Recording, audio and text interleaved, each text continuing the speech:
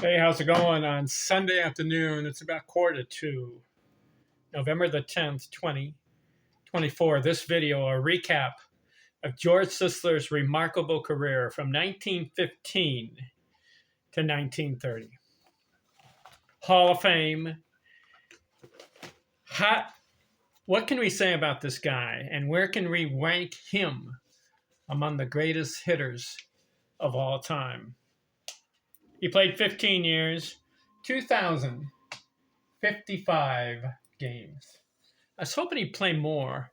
He missed the 1923 season because he had eye problems, couldn't see. So he took a year off. I think he had some surgery on his eyes. So he could have had 16 years of stats. Also, he retired at age 37. It's kind of earlier than other guys. Ty Cobb was in his 40s. Some of the other guys, Stan Musial, in his 40s. Tony Gwynn retired at age 41. So Sisler, if he had kept playing, he would have even better stats. He had 8,267 at bats, 1,284 runs scored, 2,812 hits. So he falls short of 3,000 hits, but it's in 15 years. If he hadn't have missed 1923, that would have been another 180 hits. He would have had 3,000 hits in 16 years. And if he had played another 3 or 4 years, he'd be up to 3,500 hits career. 425 doubles, 164 triples, 102 homers. Not a homer guy. 1,178 runs batted in. He's not an RBI either. 375 stolen bases. Had 472 walks. 327 strikeouts in 8,267 at-bats. Very good ratio. 340 career batting average. Where does that rank? It's top 10 all time.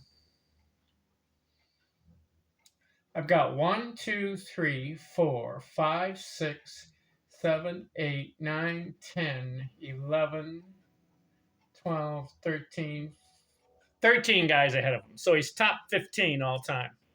340 career batting average. Who's ahead of him? Ty Cobb, Rogers Hornsby, Joe Jackson, Lefty O'Doul, Ed Delante, Tris Speaker, Billy Hamilton, Ted Williams, Dan Brothers, Babe Ruth, Harry Heilman, Willie Keeler, Bill Terry. Do you know that Lou Gehrig and George Sisler have the same career batting average? 340. You want to compare these two guys? Well, Gehrig ended up with 2,721 hits. Sisler beat him, and he did 15 years. Gehrig, 17 years. Sisler, 2,800 hits, 15 years. Gehrig, 2,700 hits, 17 years. So who was better? Gehrig had 8,000 at-bats, and Sisler had about 8,200 at-bats. Sisler, better ratio of hits per game played, okay?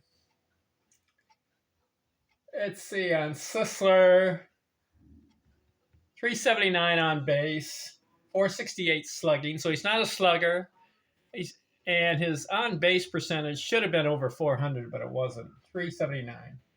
He had 3,871 total bases. So, he didn't reach 4,000. Gehrig was over 5,000. Gehrig was better in homers, slugging, on base, RBIs, and total bases. Sisler better in career hits, fewer strikeouts. Here's some other stats on George Sisler we need to consider. His best hitting streak was 41 games. He had 867 multi-hit games, 2 or more hits in a game, 876. 578 two-hit games, 224 three-hit games, 60 four-hit games, 60. And he had 2 5-hit games, and he had 1 6-hit game. Something that Ruth and Gehrig and Hornsby did not do. They did not have 6-hit games. Sisler did. Also, Speaker did not have a 6-hit game. As far as 2 runs scored in a game, 207 times, 45 games, 3 runs scored, 6 games, 4 runs scored, 2 games, 5 runs scored. He had 182 games with 2 RBIs, 63 games, 3 RBIs, 14 games, 4 RBIs, 5 games, 5 RBIs, and he had 1 7 RBI game.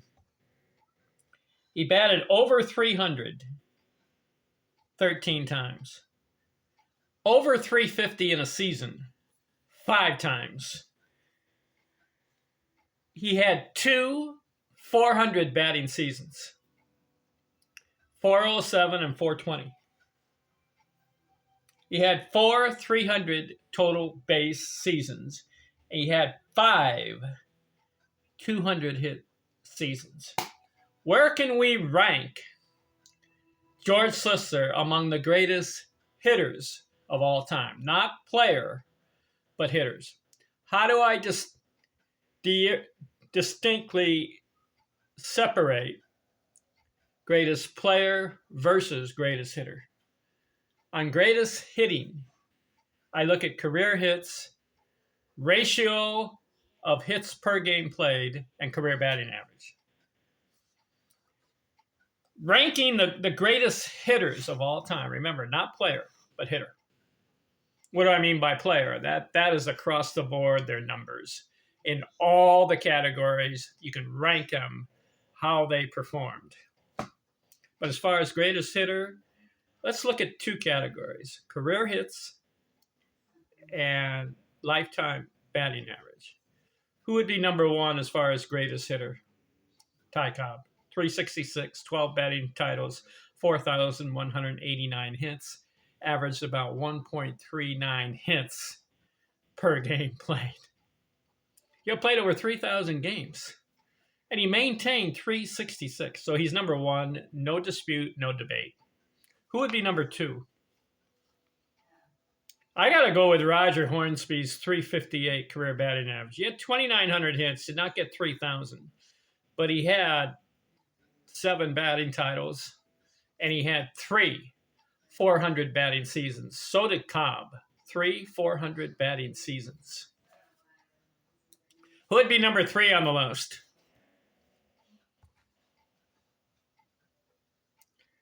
Well, this is tough. If you want to look at Ed Delante's 346 batting average, that is ranked number 4. You got Cobb, Hornsby, Joe Jackson, and then Ed Delante's 346. You have a Lefty O'Doul in there, 349, but he did not play enough games. But Ed Delante did. He had 1,837 games and got 2,597 hits.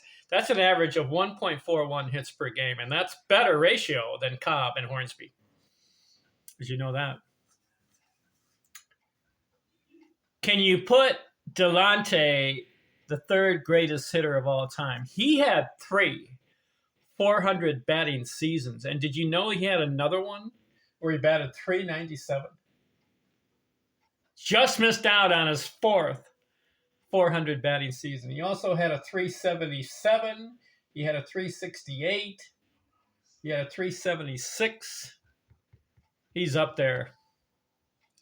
I'm going to put Delante's, even though it's 1,800 games, his ratio of hits, 2,597. That is about 800 more hits than games played. I'm going to rank him number 3, greatest hitter of all time. Who would I rank number 4? See, Joe Jackson had 356, but it was just 1,300 games. Not enough games for me, so I'm going to count him out. Yeah, Lefty O'Doul, 349, but 970 games. I'm going to count him out. And all the Negro League players, I got to count them out. I'm sorry. They list Oscar Charlton, but he had a career average of 365, but 900 games, not enough for me. And you've got Josh Gibson's 373, but he only played. Well, they have on record about close to 700 games, but he probably played 1,000 or 1,300. But we don't have the record of all those other games, so we can't rely on his career batting average. You got the other guys, Judd Wilson. They got him at 350. Again, Judd Wilson, 911 games. That doesn't count. So who am I going to put number 4? Well, you got to look at Tris Speaker's 345 career batting average. And he's got 2,700 games. He's got 3,500 hits. I'm going to put him number 4. Why do I put him ahead below Ed Delonte? Because Delonte had a better ratio of hits per game, and he has a higher career batting average. 2,600 hits in just 1,800 games did it for me.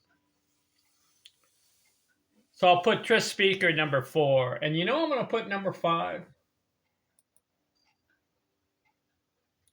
You could look at some of the other guys who have better batting averages than George Sisler. I mean, Billy Hamilton's 344, but he's only 14 years. Ted Williams, 344, but he missed about 5. He played 19 years. 2,600 hits. But he only had one 400 batting season. You can look at him. Dan Brothers, he's a 342. Babe Ruth's a 342. Harry Heilman, 342. And you've got Willie Keeler, 341, and Bill Terry, 341. But those guys did not produce the number of hits per game played as great as George Sisler. So I'm going to put Sisler number 5, greatest hitter of all time. 2, 400 batting seasons. Not just 1, but 2, 407 and 420. And he has 5 seasons over 350. So I'm going to put his 340 ahead of Ruth, Keeler, Terry, Brothers, Williams, Hamilton, and Keeler. What do you think of that? Number 6, you got to go with Tony Gwynn's 338 career batting average. 19 seasons out of 20 batting over 300. And he had a 5-year stretch where he averaged over 350. And Gwynn got over the 3,000 hits, so he'd be number 6. As far as 7, 8, 9, and 10, you can interchange. You can put Williams, Ruth, Heilman, Terry, Hamilton, Keeler, mix them all up. You got Gehrig in there at 340. Well, I'll just name the top 6. So do you agree with me that George Sisler is the 5th greatest hitter of all time, behind Cobb, Hornsby, and Delonte, Speaker, and then number 5, George Sisler. And you got to look at his box scores, George Sisler's. 2,055 games. He gets up to 2,812 hits. What a nice ratio. What's the ratio? Let's see. George Sisler.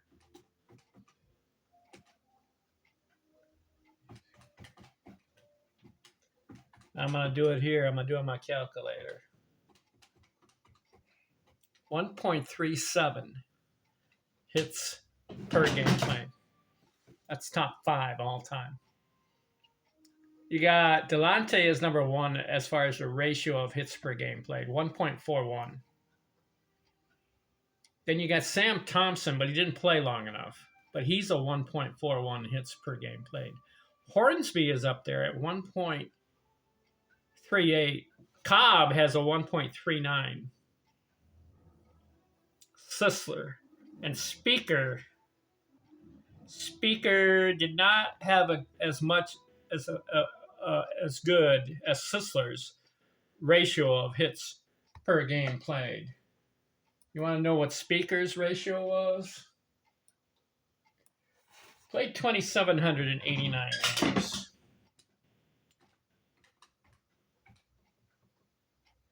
And he gets 3,514 hits.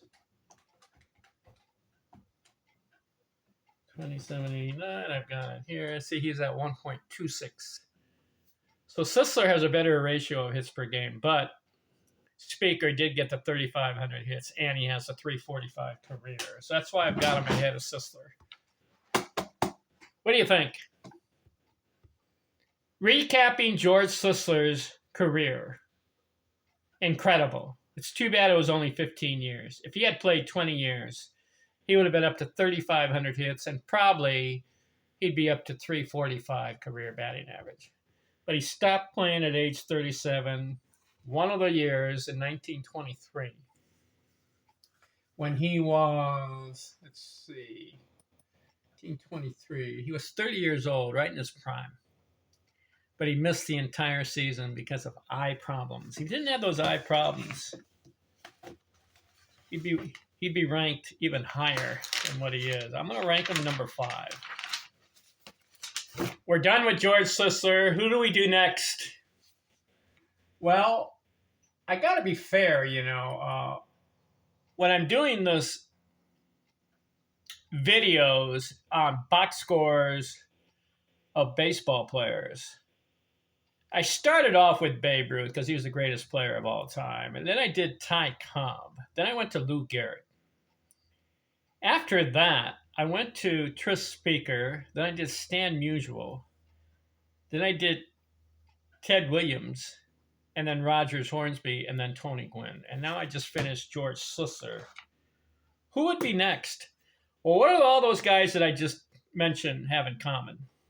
All of them have averages above 338. Gwynn's 338. Gehrig, 340. You got Williams at 344. Hornsby, 358. Cobb, 366. Speaker, 355. 345. Delonte, 346. And Ruth at 342. So what is that? That's just not over 300. But it's over 338, 340, 345, and then you get 358 and 366. That's why I covered all those guys. Their career batting averages. How did they do it? Well, I wanted to look at all their box scores to see how they got such high career batting averages.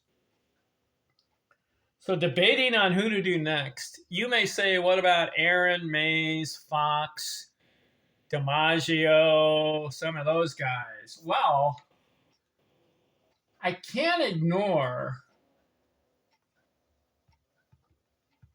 some of the guys on the list with high career batting averages. I could go to Billy Hamilton. He's old school. I haven't done him. I could go to Joe Jackson's 356. Didn't play long enough. I could go to Harry Heilman, 342. Very good. Dan Brothers, 342. Keeler, 341. And Bill Terry, 341. But you know who I'm leaning toward right now?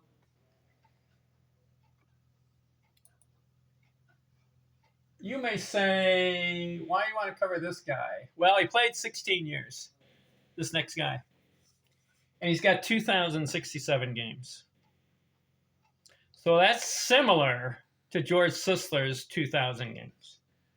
This guy has 338 career batting average. And you know what this guy did? He has 2 400 batting seasons. And he has about 1, 2, 3, 4, 5, 6 200 hit seasons. Who am I talking about? I'm curious about this guy, so let's look at him. And so my next series of videos will be on Jesse Burkett, Hall of Fame. And he played from 1890 to 1905. But how did he maintain 338 career batting average? I'm curious about this guy, Jesse Burkett. Let's look at him. All right, so that'll be the videos next. After that, we'll get in some of these other guys that have high career batting averages. And we'll get to Aaron and Mays eventually, and Mickey Mantle and Jimmy Fox. We'll get to them eventually, but their averages are not as high. Same with Joe DiMaggio. We'll get to him. Let me look at Jesse Burkett, okay? Talk to you later. Respectfully, I'm out.